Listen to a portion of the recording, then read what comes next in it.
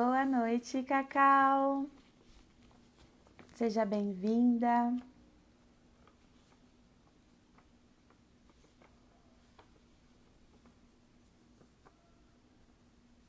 Vamos esperar mais um minutinho aqui para o pessoal entrar.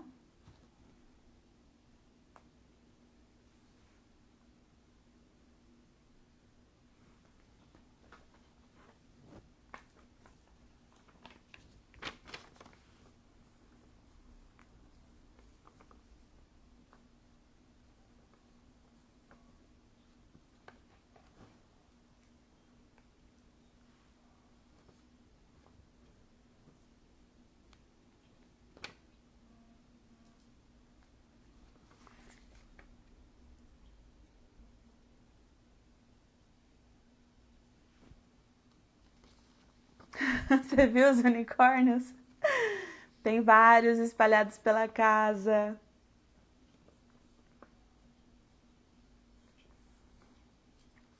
A live de hoje é sensacional.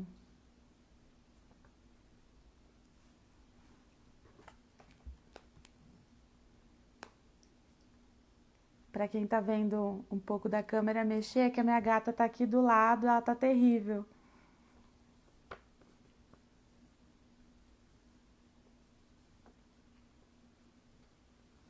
Bom, boa noite a todos. A live de hoje é um assunto convivendo com borderline. Na verdade, a gente vai abranger mais como seria, né? Como é conviver com uma pessoa que tem transtorno, com uma pessoa que tem depressão. Minha mãe vai dar o relato dela. Eu vou ser imparcial, né? Vai ser um pouco difícil, mas eu vou ser imparcial nesse assunto. Então, a gente nunca conversou sobre isso, eu e minha mãe, sobre como foram esses anos para ela. Nesse meu tratamento todo, esses 9 anos de tratamento. Então, como foram os primeiros anos, o olhar dela sobre esses meus primeiros anos de tratamento, o que passou na cabeça dela quando eu tive as minhas tentativas de suicídio, os socorros dela para tudo isso, ela descobrindo que era o transtorno borderline, até ela chegar hoje na minha rede de apoio e a gente virar melhores amigas, a gente ter esse relacionamento que a gente tem hoje, né? Não foi fácil a gente chegar aqui, tanto eu quanto ela, nós nos entendemos bastante, mas vamos aí, a live de hoje, ela já tá online, com certeza ela tava passando batom, mas ela já tá aqui, então vou convidar ela para entrar aqui com a gente.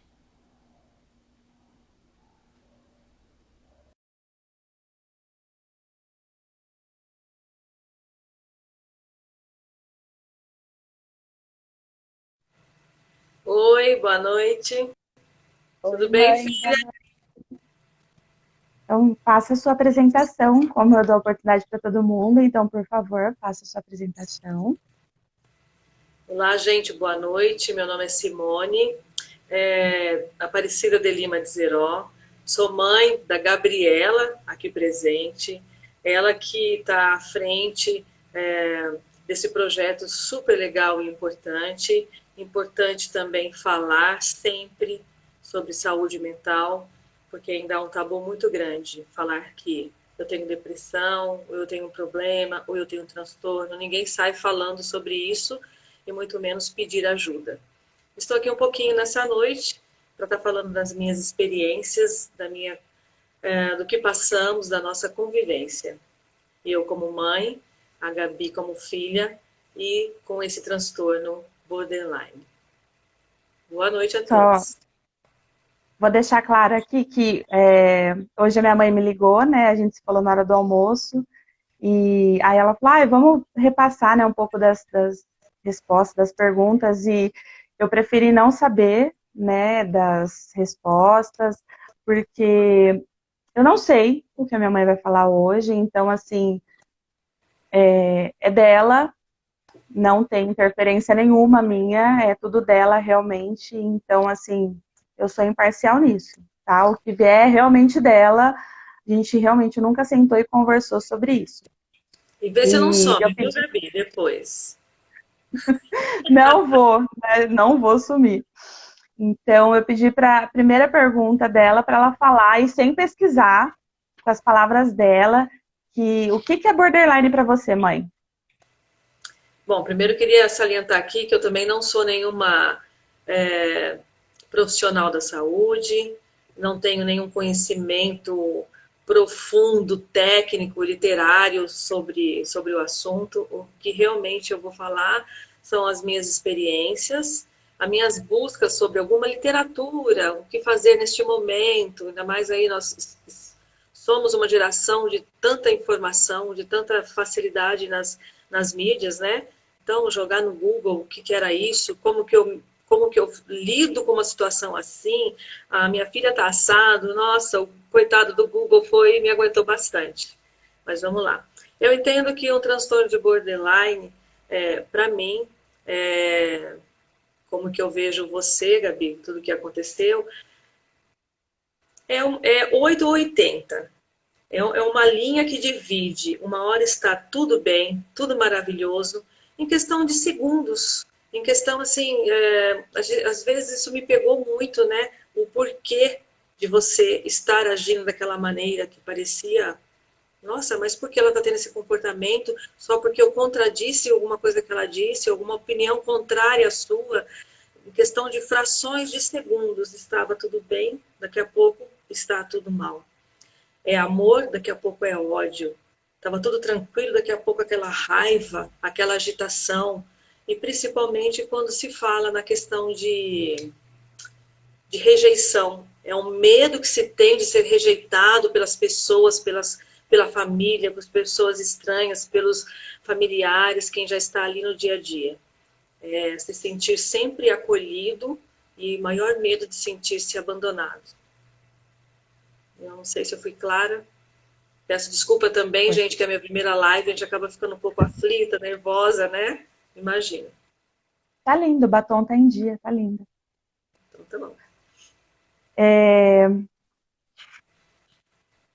Eu queria que você falasse, se você se lembra, claro, né? Nesses últimos anos, assim, se você conseguir lembrar todas as suas lembranças que você tem de como foi, o que passava na sua cabeça, todas as lembranças que você tem de quando eu comecei, de quando você me viu fazendo o tratamento, de como foi o início para você, o que passava na sua cabeça, até quando a gente chegou em hoje. Até eu perceber, né, o que você tinha um problema, demorou, porque eu também estava naquela fase de acolher e cuidar do meu marido, do seu pai, que estava doente, que foi um choque para a gente receber a notícia que ele estava com câncer e depois se arrastou em 1 ano e meio. Então, esse 1 ano e meio, realmente, o que eu lutava e o que eu via era para estar junto dele, ao lado dele, fazendo tratamento, buscando, pesquisando sobre até mesmo a doença, o que poderia ser feito para melhorar, para sarar. Essa era a minha busca. Então, neste momento, eu não tive muito olhar e não percebi que você estava doente, né? E é claro que quando você começou o tratamento sozinha, e depois eu entrei para te acolher, para te apoiar nesses tratamentos, de lá para cá foi assim um crescimento muito grande, um crescimento aonde você se conheceu, onde você conhece os seus limites, ainda desliza, né? Ainda tem algumas coisas que você sabe que aquilo te afeta, mesmo assim você corre o risco, vai e faz. Muitas vezes a gente conversa e fala, mas se você sabe que isso te afeta, por que você vai querer estar ou fazer certas coisas? Então a gente tem trabalhado bastante nisso quando acontece, né? Se sabe, então deixa de lado, foge daquela situação, já que não se tem equilíbrio ou controle daquilo. Então, nesse período de 9 anos, foi uma melhora muito grande, uma melhora de menos crises, de mais autoconhecimento para você e para mim e para todos ao redor, da gente saber como lidar, da gente saber quais também são os nossos limites, até onde eu posso E o que eu posso conversar com você? No sentido de que não ficar apontando, te criticando, falando que isso não é certo. Eu passei a ser mais ouvinte a partir do momento que eu conheci e vi esse seu tratamento. E comecei a conhecer o que era o borderline e como poderia lidar. Então eu passei a ser mais ouvinte. Antes eu queria debater, antes eu queria confrontar, e você a mim, eu a você. Então eu acho que nesse tempo todo, resumindo, você melhorou, menos crise, você se conheceu, é, sabe seu limite, teve mais independência, inclusive de si mesma, de se conhecer e não sair por aí se desafiando de coisas que você não conhece, pisar em território que você conhece. Entendi. Você achou em algum momento que era frescura? Principalmente, eu acho que no começo, assim, e quando você achou. Bom, acho que você já respondeu essa pergunta, né? Que quando foi o estralo realmente de quando você viu que era uma doença de fato, que era um transtorno, uma depressão. Foi depois do falecimento do pai. Foi depois do falecimento do pai, aliás, foi uma pergunta. Não, na verdade, assim, quando seu pai fez a última internação, que ele durou lá 45 dias no hospital, quase 45 dias, nos primeiros dias você, quando eu cheguei em casa para tomar um banho, pegar mais coisas para levar para o hospital, a sua irmã a Sofia, que na época tinha 13, 14 anos, estava no primeiro emprego, tão importante para ela, e eu como mãe estava dando apoio nesse primeiro emprego, o pai doente e eu 24 horas, noite e dia, vim em casa tomar um banho e você com malas prontas para morar na casa de uma amiga. Então aquilo para mim foi muito revoltante. Eu fiquei revoltada, fiquei com raiva. Você se lembra que discutimos? Eu não entendia que naquele momento você estava doente e eu até te agredi e falei: doente está seu pai, que está lutando para viver, que quer viver e você não dá a mínima. Eu precisando daquele apoio da sua irmã também que estava menor e tinha que pelo menos ficar com ela, ou à noite alguém estar, vocês duas juntos, e você sair desse núcleo familiar onde eu precisava de tanto apoio. Então,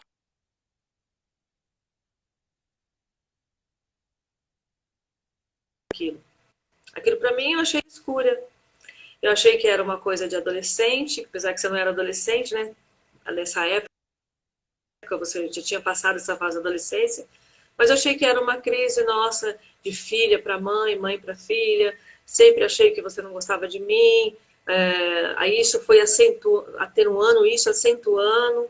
E aonde que teve aquela agressão, você saiu de casa. Então, a partir daquele momento, e naquele momento que eu estava ali ajudando seu pai, eu não tive esse entendimento que você precisava de ajuda, mas foi ali que você gritando falava: eu preciso de ajuda, eu estou doente. A partir daí que houve um clique em mim. E a partir do falecimento do pai, que nós tivemos o luto, ficamos nós três aqui, que comecei a entender que você precisava.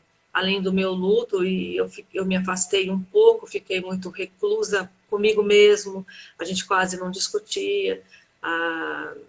Até depois, em um ano, comecei a sair e ter outro relacionamento, inclusive nem trouxe para casa, você sabe disso, porque eu precisava também de alguém, de conversar, de ter também um apoio, e aonde foi que ocasionou de novo aquela sua, como que eu posso dizer, a sua recaída. Ficou tudo pior. Você queria mostrar de alguma maneira a sua revolta comigo, a sua não aceitação do que eu estava fazendo, de um novo relacionamento que eu estava conhecendo. Aí você também estava num relacionamento conturbado, de vez em quando você falava algumas coisas, era abusivo de ambos os lados, seu e da outra parte.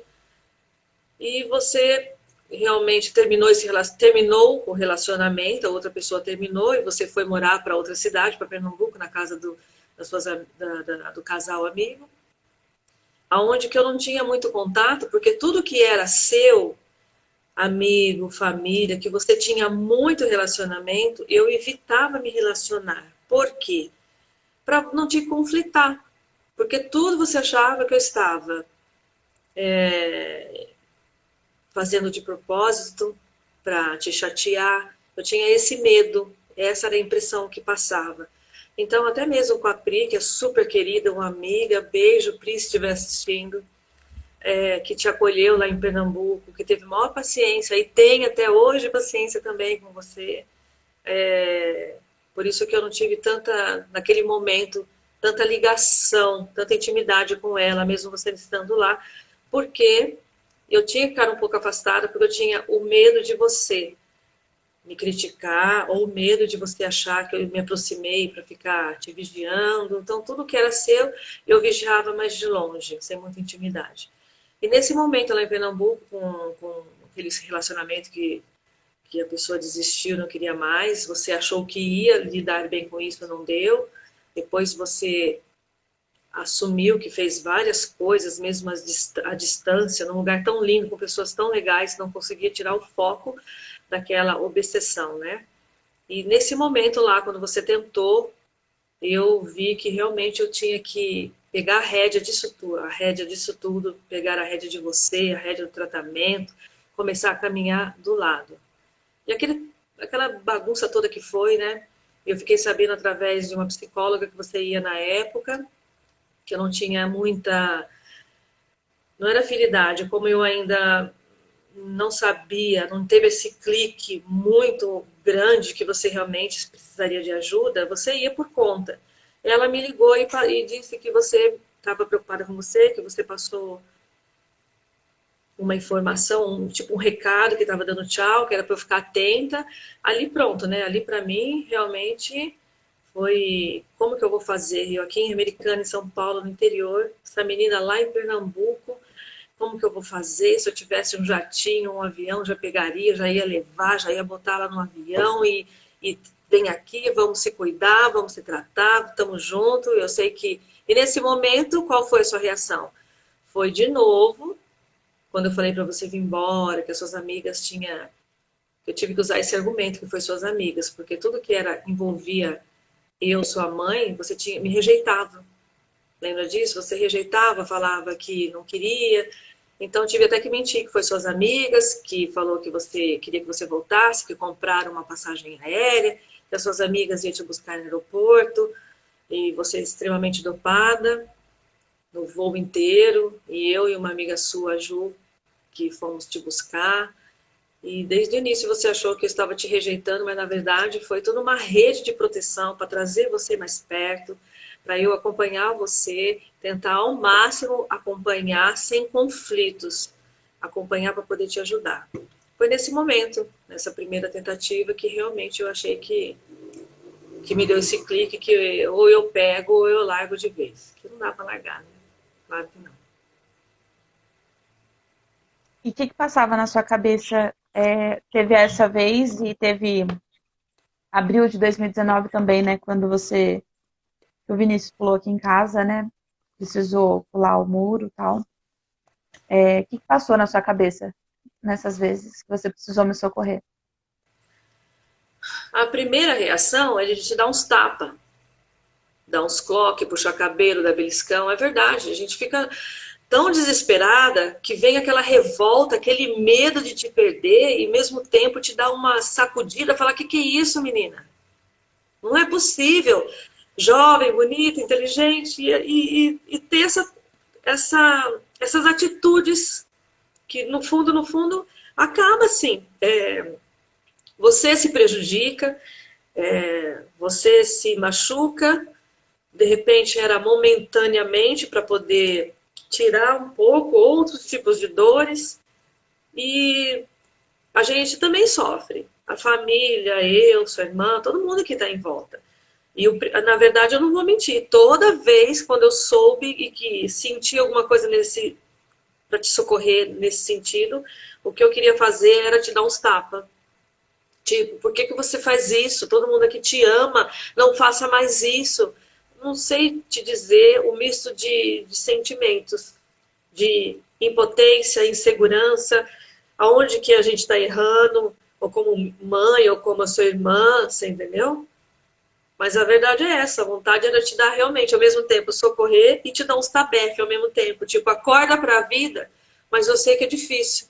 Como você sempre diz, é tão difícil uma pessoa que está lá nesse estágio de depressão ouvir, sai dessa, depende da sua força de vontade. Eu sei, você já me falou várias vezes que não é fácil. E não é agora que você está falando, né? Você já vem falando, e também não foi no princípio, porque esse tipo de coisas, as pessoas que têm esse problema, como o seu e como depressão em geral, não sai falando, olha, eu preciso de ajuda, tenha calma comigo, eu estou assim porque eu estou doente.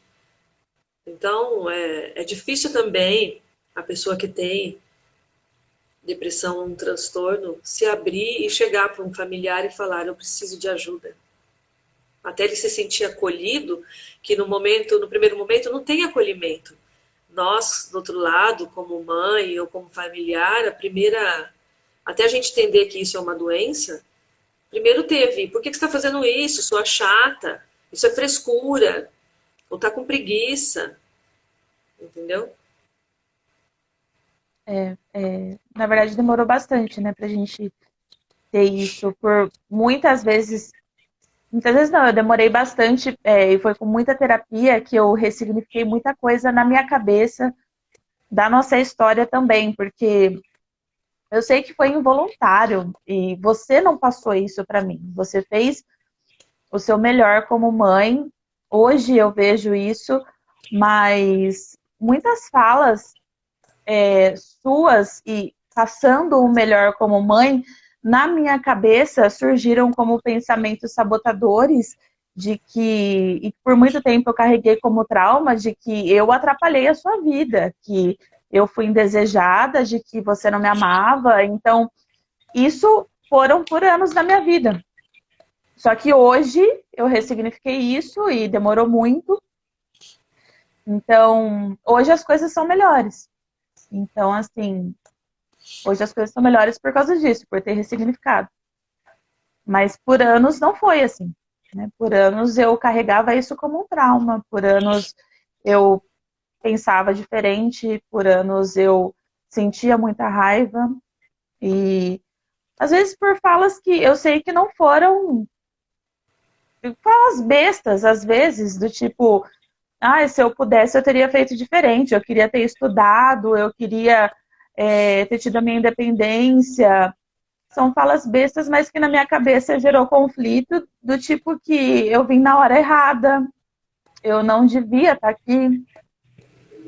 São coisas assim. Enfim, você acha que você vendo tudo o que a gente passou, a partir do momento que você viu que isso era uma doença, que isso era um transtorno, em algum momento você viu que eu sofri psicofobia? Você presenciou, não que tipo, eu cheguei e contei pra você, mas em algum momento você viu que alguém teve preconceito, que você tenha presenciado? Claro, claro. E entendo também que são pessoas que precisam de ajuda.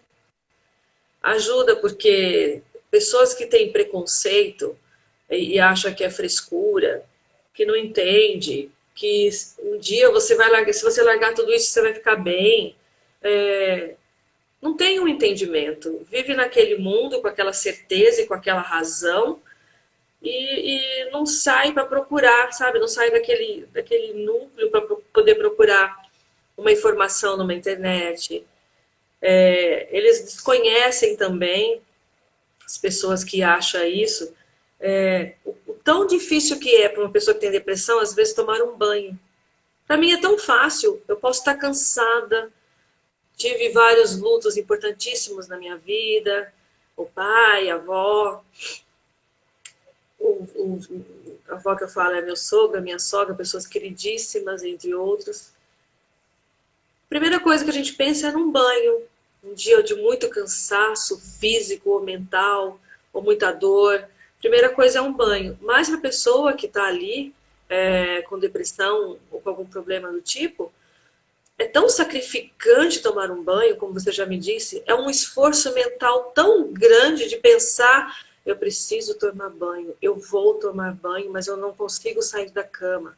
Então, a pessoa que pratica e tem essa certa ignorância, né? Porque não sabe, não estuda, não vai pesquisar o porquê que uma pessoa com depressão ou um transtorno tem certas atitudes. Eu acho que seria bem melhor se em todas as ocasiões coubesse o porquê que a pessoa está falando aquilo. O porquê a pessoa, saber o porquê, ou ir atrás e tentar entender. Por que será que a pessoa está tendo aquele comportamento? Por que será que está tendo aquela atitude? Eu sei que não é fácil, que o impacto assim, logo de cara, é ai, que frescura, que preguiça. Mas entendendo e vivendo nesse seu mundo agora, eu entendo, consigo entender muitas coisas que antes eu também era ignorante. Eu não sabia e tive que ir atrás de saber e aprender para poder lidar com você da melhor maneira possível, sem a gente se machucar, sem a gente se ferir, sem trocar fervas. Mas também não foi fácil você entrar nesse mundo, né? Porque precisou Não, muito tempo e tudo mais. Então, assim, é, como que você hoje, você aconselhando uma família, por exemplo, como que você aconselharia para se envolver no tratamento de uma outra pessoa? eu acho que primeiro vem a pergunta, né? Como ajudar quando ninguém está ainda no tratamento? Não seria melhor essa pergunta primeiro, encaixando nessa outra? Quando eu acho que o primeiro sinal quando a pessoa tem algum transtorno ou depressão, já dentro de casa, começa com conflitos. Era tudo normal, de repente está conflitante.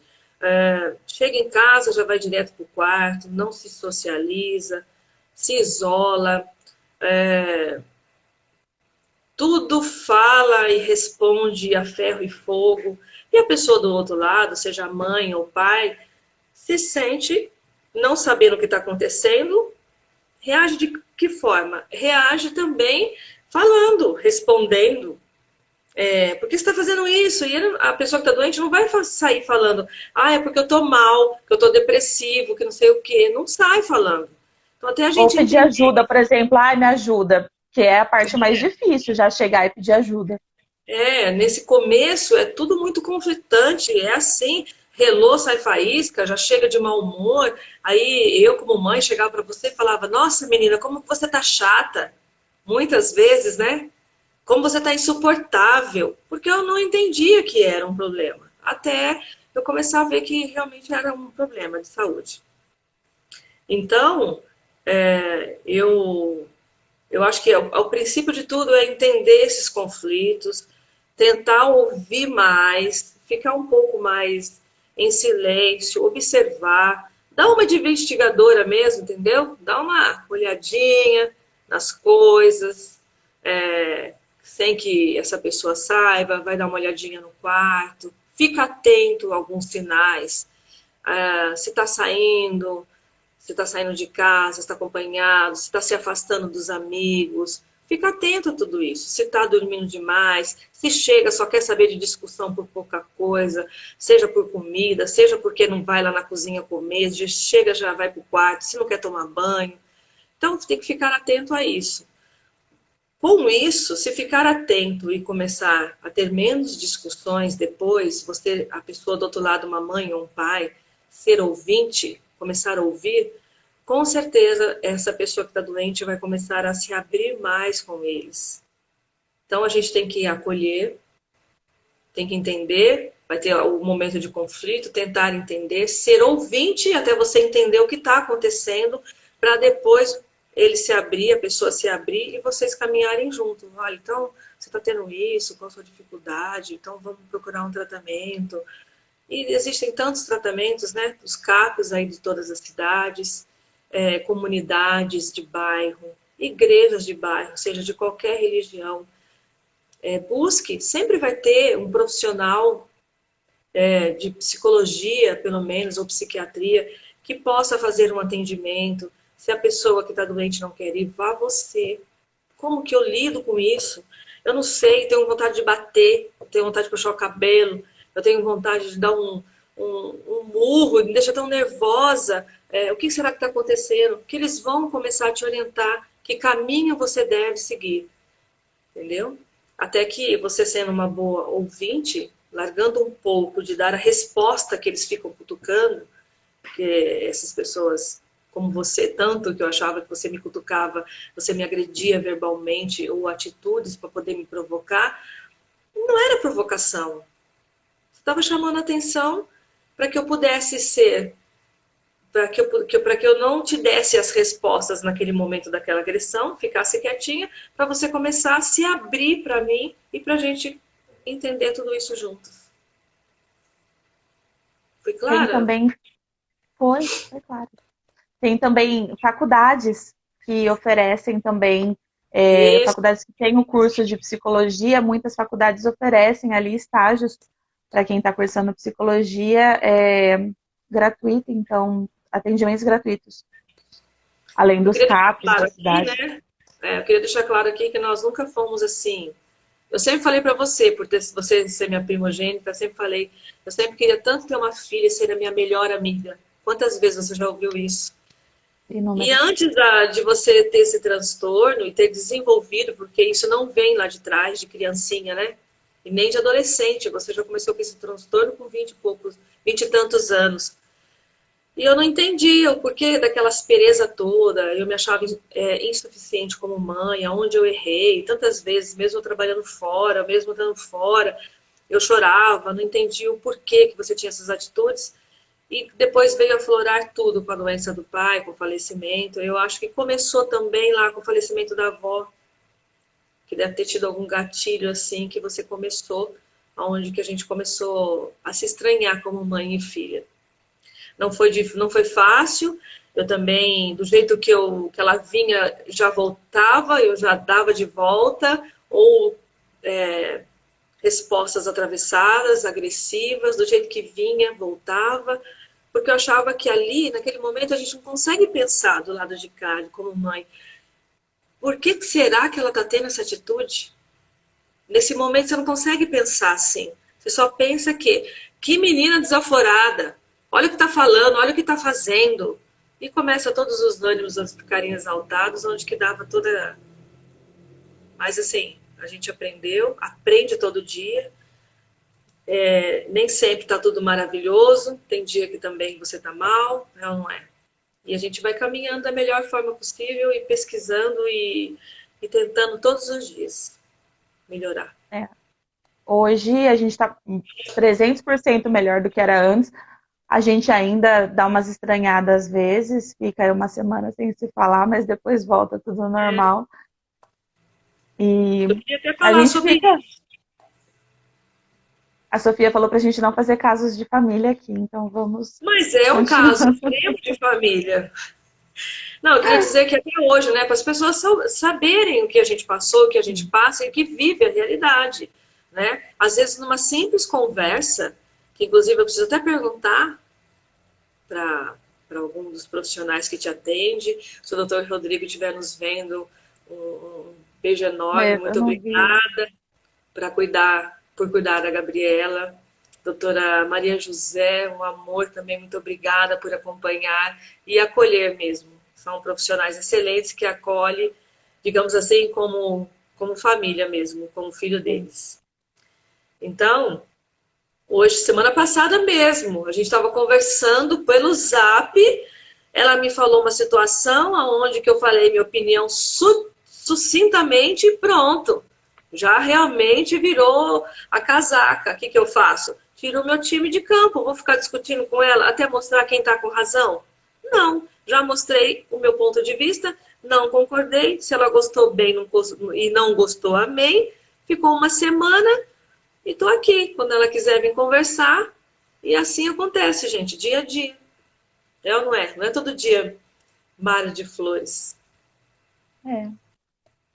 Mas é exatamente assim, não é 100%, mas é essa experiência que a gente quer passar para vocês, que a Sofia falando que depois ela que tem que fazer o papel da Cristina Rocha no Casos de Família. Mas é exatamente isso, a gente quer passar para vocês a nossa experiência para ajudar outras pessoas, que é possível chegar nesse nível de estabilidade familiar.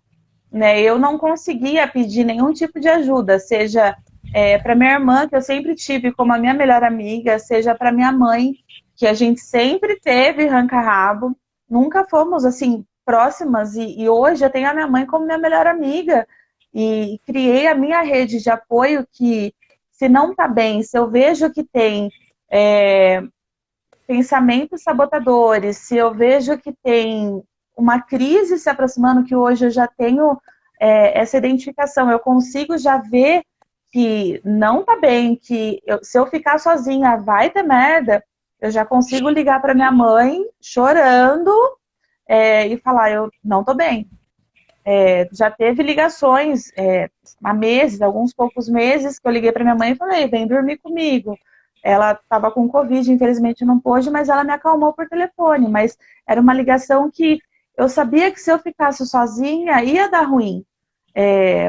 Então, assim, eu consigo ter essa identificação hoje, mas não foi fácil para chegar nesse nível de identificação comigo. Muita terapia, muito autoconhecimento. Então, assim, não dá para ficar também sem a terapia, não dá para ficar sem a medicação. Precisa ter um tratamento contínuo. E é necessário ter essa rede de apoio, pessoas que você confia, para ter por perto, para você ligar, seja 4 horas da manhã, seja 8 horas da manhã, seja o horário que for, para você ligar e pedir ajuda. Então, a Sophie fez uma pergunta aqui que eu achei até interessante, que quando você presencia, mãe, essas atitudes psicofóbicas, para você relatar o que você sabe, né? Assim, se você chega a relatar o que você aprendeu. Eu acho que é isso que ela perguntou, né? Se você chega a relatar o que você aprendeu com isso. Sophie, explica melhor, porque se eu entendi errado a pergunta, se foi isso mesmo. Quando eu vejo alguém tendo esse tipo de preconceito, mesmo muito sutil, mas você vê que é um preconceito, eu também tenho, eu falo também das minhas experiências, né? No começo, todo preconceito. O que é preconceito? Que você está fazendo um conceito daquilo antes de realmente saber e saber o que é aquilo, como acontece e ter aquela conclusão daquele assunto. E não só eu simplesmente falando na minha razão e não vou buscar um mundo de conhecimento aí fora, o porquê, como que é, o que é. Então, às vezes eu me pego e vejo alguma pessoa falando alguma coisa assim, e eu falo minha experiência, falo que eu também, e em todos não só na psicofobia, né, como outros assuntos também, quando eu vejo que a pessoa faz julgamentos, ou faz crítica, ou já fala que é dono da razão, eu falo que todo mundo, se eu pudesse, eu fazia 3 vezes na semana, para lidar com diversos assuntos, fazia terapia 3 vezes na semana com psicólogo. Não fácil, mas a gente tenta ter um equilíbrio que às vezes tem, às vezes não tem, às vezes a gente escorrega e tenta se entender o porquê das coisas, não só com você, como tudo. Existem situações que a gente se pega assim e, nossa, se eu soubesse falar melhor em como que eu posso passar para aquela pessoa o que eu quero dizer de uma maneira que não chateia. Então, isso tudo é você dar um respaldo para quem trata de preconceito e de psicofobia. Quando você fala que estar atenta aos sinais da crise e para não disparar os gatilhos, é comparado com viver pisando em ovos? Com certeza, com certeza. Principalmente quando você, no seu caso, que a gente vê que você não está muito bem, já dá para ver no seu olhar, no seu semblante, quando você se afasta por algum tempinho da gente. Então eu já percebo que que não está bem. Nesse momento é pisar em ovos. Eu te ligo, chamo para vir em casa. Ô, Gabi, vem jantar, vem almoçar. O que você está fazendo? Até você se abrir, me falar alguma coisa para depois eu tentar te ajudar. Se eu vou logo de cara, tá acontecendo alguma coisa? Aí você se fecha e não fala nada. E se isola. Ainda mais que o pessoal sabe que você mora sozinha, é na mesma cidade. E Então, nesse momento, é pisar em ovos. Se eu já for direto, o que aconteceu, Gabriela? Você vai se fechar, vai se retrair. Então, eu tento ficar moldando, colocando florzinha nas minhas palavras para que você se abra e eu entenda o que está acontecendo. Aí você começa a falar. Sou, nesse momento, muitas vezes mais ouvinte do que falo, porque em certos momentos eu não sei o que falar. A gente fica até meio em silêncio. Porque se eu for falar para você, em alguns momentos que você se abre comigo, com a sua irmã, se a gente for falar tudo que a gente pensa, você não tem o mesmo.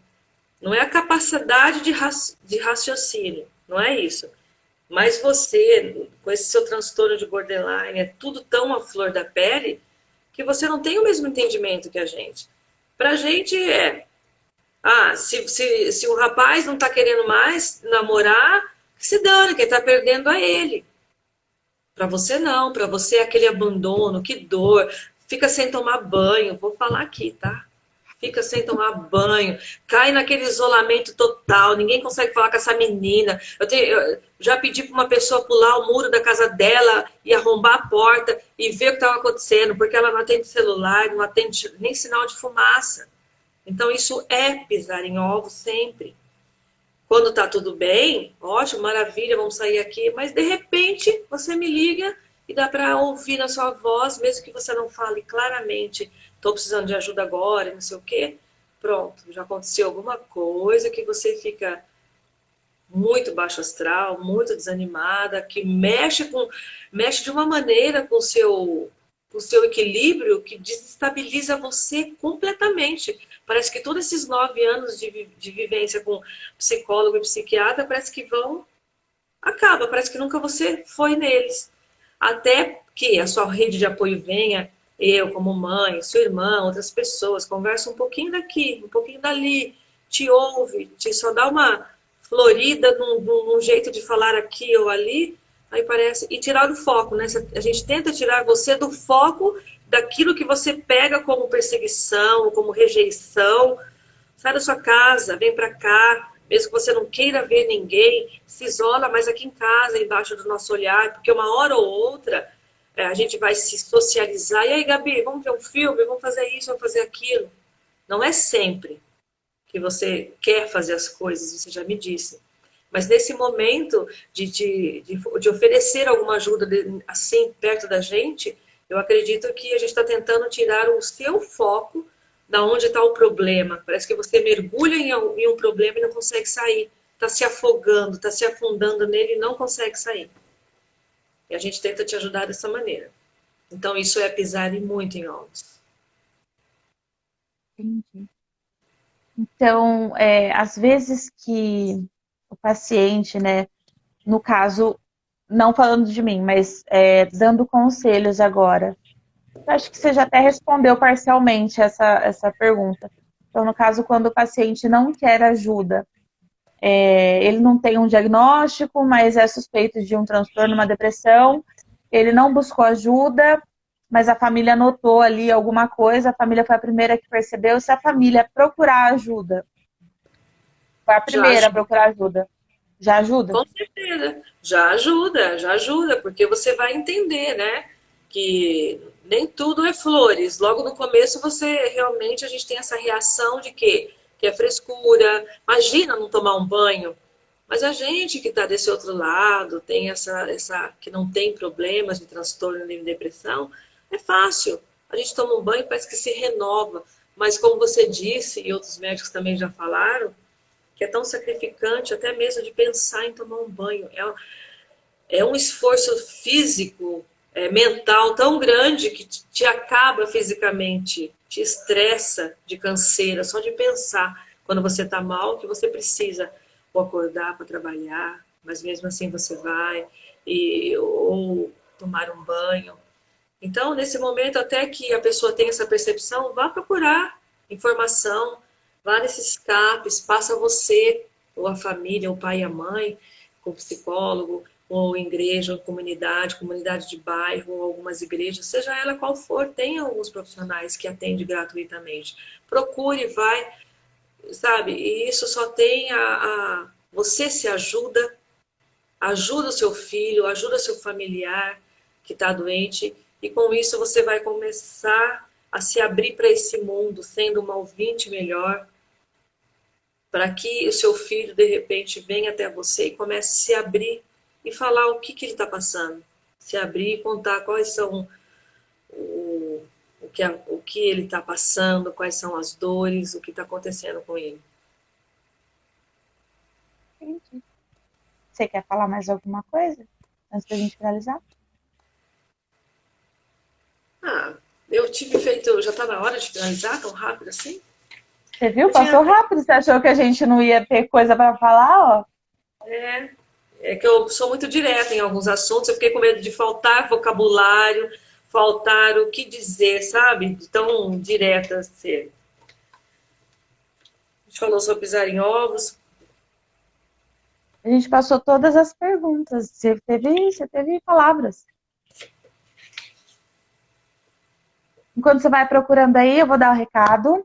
Tá. Aliás, Cacau, você é uma linda. Queria falar que esse final de semana que passou, eu tive uma vivência incrível com a Cacau SNT Turismo, que foi, assim, maravilhoso no antigo mosteiro, uma vivência, um retiro terapêutico só de mulheres, que fenomenal, gente. Queria ter ido. Já tô pedindo aqui para a Cacau fazer a próxima, porque foi, assim, sensacional. Muito, muito, muito bom. E já tô realmente ansiosa para a próxima. E... Mãe, Cacau tá falando aqui, você tem uma maturidade incrível, tá te dando parabéns. E além que ela falou também que você é linda. De fato, minha mãe é linda. Obrigada, imagina. Queria eu ter mais maturidade, ser mais zen. Um beijo para você, Sá. Sabrina também tá aqui. Estava comigo nessa vivência incrível do final de semana. Vi a tia Áurea, um pessoal queridíssimo aqui na live. A próxima live vai ser, não na próxima quarta, na outra. Falaremos com o Luiz Fernando Zanúncio, um querido amigo que vai trazer aqui para a gente informações sobre o CVV e técnicas de oratória, para a gente aprender a ouvir também. Então vai ser extremamente incrível também essa live. Eu falei bastante da mãe ser ouvinte, né? Tá vendo? A família ser ouvinte. É uma live engajando na outra. Aí é muito importante, né, Gabi, esse aspecto da pessoa ser ouvinte, que às vezes, quando a família consegue dar esse colo, ou pelo menos ser ouvinte, e a pessoa do outro lado doente começa a sentir que ela deu espaço para isso, aí ele começa realmente a se abrir. E é onde começa a família inteira a entender o que está acontecendo. E, gente, investigue mesmo o que está acontecendo, sabe? Não é fuçar nas coisas, mas a gente tem que tentar entender. Se você está passando por isso, tenta entender de alguma maneira, vai atrás, investigue, converse, busca na internet o que pode ser, o que não pode, o que eu faço. Em alguns momentos, o melhor do que o confronto é realmente ficar em silêncio. Posso ajudar em alguma coisa? Eu sei que não é fácil, porque foram anos para eu entender isso. Mas é isso. É cuidar, é trazer... quando azedou a coisa, é tentar, sabe, trazer um colo, tentar trazer um conforto, pelo menos ser um ouvinte no começo. Tenta ser menos bateu, levou. Eu era assim no começo. Ainda não é fácil, às vezes dá vontade de responder também à altura, mas até a gente entender o que se passa desse outro lado, nesse mundo de uma pessoa que tem transtorno ou depressão, realmente não é fácil. Tá bom? Obrigada. Desculpa por alguma falha, alguma conversa que eu tive assim que ficou um pouco em dúvida ainda, ou que não deu entendimento 100%, ficou meio duvidoso. Mas mande aí, gente, as dúvidas. E eu acho que das próximas lives, com as dúvidas que vocês mandam, é bem legal. Aí a Gabi vai se engajando, fazendo essas lives com muitas dúvidas. Depois você podia fazer com a sua irmã também, né? Porque muitas coisas também vocês se passaram. Vocês passaram, conversaram entre vocês duas e eu não tomei conhecimento, é ou não é? em alguma parte aí de tudo isso. E é Isso isso. Só deixar claro que há um ano, por exemplo, eu não teria a coragem, muito menos a vontade de levar minha mãe na consulta comigo no psiquiatra. Se Ah, é, faltou perguntasse para mim, mais. se perguntasse para mim, você vai levar sua mãe? Eu falaria, não, imagina, não quero, porque a minha conversa é com ele, é só eu e ele, pronto. Eu fico 2 horas numa conversa no psiquiatra com o Dr. Rodrigo, a gente troca muita ideia, muita experiência. E hoje eu vou na consulta e ainda pergunto para minha mãe, você quer ir comigo? Esse ano, né, você foi na consulta comigo agora no meio do ano, numa consulta que eu não queria ir, inclusive eu estava em crise, não queria ir, minha mãe insistiu muito, ela que marcou a consulta, e ela entrou e ela teve uma conversa muito legal com ele, e ali eu me senti confortável. Então, assim, eu vi que eu estou bem com ela na consulta, eu vi que eu fiquei confortável, eu vi que é super tranquilo para mim estar com ela lá. Eu não tenho o que esconder na conversa. Na verdade, eu não tinha antes, mas eu tinha medo dela estar lá. E eu perdi esse medo. E eu percebi isso só agora. E é importante também, quando eu falo investigar, procurar saber, se a pessoa não. Quantas vezes eu já falei com a secretária do doutor sem você saber? Quantas vezes você em consulta eu passava um zap para a secretária falando, por favor, vá lá, mostra para o doutor essa minha pergunta antes que ela saia de lá, porque eu preciso saber. Eu já fui também sem você saber, já fui com você. E o mais importante é perguntar com você perto. Agora a gente tem essa maturidade e pergunto, porque eu ainda tenho dúvida. Doutor, mas esse comportamento que ela está tendo, para mim, dá a impressão que é uma rejeição. Eu também, quando terminou, o namorado terminou, de repente ela está se sentindo rejeitada. Até ele me explicar, tintim por tintim, o porquê que você faz tudo aquilo. É importante. Perguntei na sua frente isso e outras perguntas. Dessa maneira eu vou sanando algumas dúvidas que eu tenho até de comportamento seu, entendeu? Sim. A Sophie falou aqui que você adorou fazer live, né? Que você falou pra caramba, bicho. Falou, meninas. Um beijo para são meus tesouros, as minhas duas filhas, Gabriela e a Sofia. A vida da gente são ciclos, né? Em nenhum momento, nenhuma das duas não foram desejadas. Nunca passou isso. Eu as amo assim, é um pedaço de mim. E amo profundamente. Beijo, tio Fininho. Também tá aqui assistindo. E deixa eu ver se tem mais algum comentário aqui. Beijo, Laine. A Sophie está perguntando o que você está achando do meu engajamento nesse projeto. Muito importante até ela como paciente, ela ainda não saiu, ela ainda não é uma ex-paciente, ela é uma paciente e eu sempre falo para ela que ela sempre se revolta falando, eu nunca vou melhorar, eu sempre vou ser dependente de remédio. E eu falo para ela, a vida é assim. Se é preciso tomar um remédio para você ficar controlada, bem-humorada ou pelo menos equilibrada, que tome.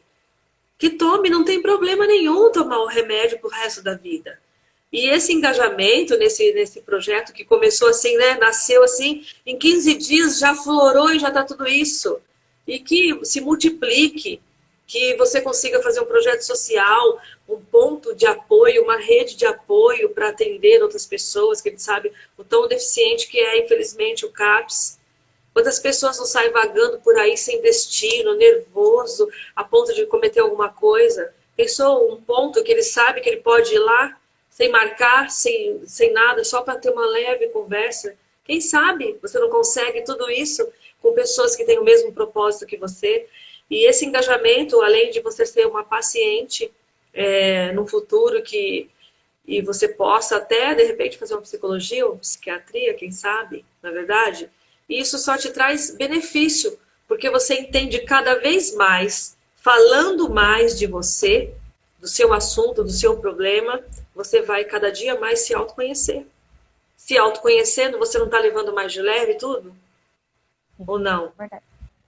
É sobre esse autoconhecimento. Você está ajudando, se conhecendo, dividindo experiências, passando para algumas pessoas que precisam dessa experiência, pessoas que estão começando a entrar nesse mundo e não sabem o que está acontecendo, de repente, nessa nossa conversa, alguém se identificou, opa, eu tenho esse problema em casa, deixa eu ir ver o que está acontecendo então. Olhar para isso de maneira diferente. E com certeza, eu entendo que isso tudo, mesmo sendo corrido, sacrificante, estressante para você que tenta manter uma linha de equilíbrio que quase é difícil manter um pouquinho de equilíbrio. Às vezes você se pega muito cansada, mas eu com certeza, eu acho que lá no fundo, você dorme super orgulhosa de você, se sente melhor e que dias melhores cada vez melhor virão. E estou muito orgulhosa disso tudo. Eu também tô, mãe. Obrigada. Vamos terminar porque já está acabando o tempo. Laine, assista a live desde o começo, que minha mãe deu dicas incríveis para você aprender sobre um pouquinho com ela, para lidar com esse seu funcionário. Mãe, a Mariazinha está aqui, manda um beijo para ela. Beijo, tô vendo aqui. A Luísa entrou agora também. Lu, assiste também. Beijo para Lu. Beijo, Jean, também. E, mãe, manda um beijo pro seu genro favorito, senão ele vai ter um troço. Nossa, Gabriel Pedroso? Ai, meu Deus, viu? Esses meninos da minha vida. E Divair, um beijo, te amo. Gabriela, te amo, filha, do fundo do meu coração. Sofre também, te amo. Gabriel é um filho aqui também, não é um genro. E todo mundo que assistiu, obrigada, obrigada pelo apoio, obrigada por assistir, divulguem, isso vai ficar gravado. É muito importante, gente. Vocês, às vezes que a gente não tem esse tipo de problema na família ou alguém conhecido, vocês não sabem o tanto que tem gente aí fora que não sabe nem que tem problema, que tem esse tipo de problema, e a gente aqui falando disso pode ajudar de alguma maneira. Um beijo especial para minha super melhor amiga e irmã, a Pri, e o Rodrigo, que é o meu melhor amigo e irmão, também, que sempre foram partes da minha rede de apoio. E, gente, muito obrigada por terem participado. Essa live significou demais para mim. Não que as outras não signifiquem, mas foi incrível. Pri, Zeppelin, beijo. Essa live foi, assim, extremamente incrível. Mãe, obrigada. Obrigada mesmo por ter participado. Sabe que eu te amo muito, muito, muito, muito. Obrigada, de verdade. Estou aqui para te ajudar. Beijo. Tudo que você precisar, você sabe que estamos juntos, né? Acho que não tem o que você não fale que ou vocês, minhas duas filhas, que precisem, que eu não entro de cabeça com vocês. Sim. Só mais 2 beijos. Um beijo, tio e Ana, linda, querida. Foi incrível te conhecer esse final de semana. Um beijo para vocês. Até a próxima, daqui 15 dias. Beijo vocês, gente. Até mais. Obrigada, tchau. Gente. Tchau. Todos bem. Beijo.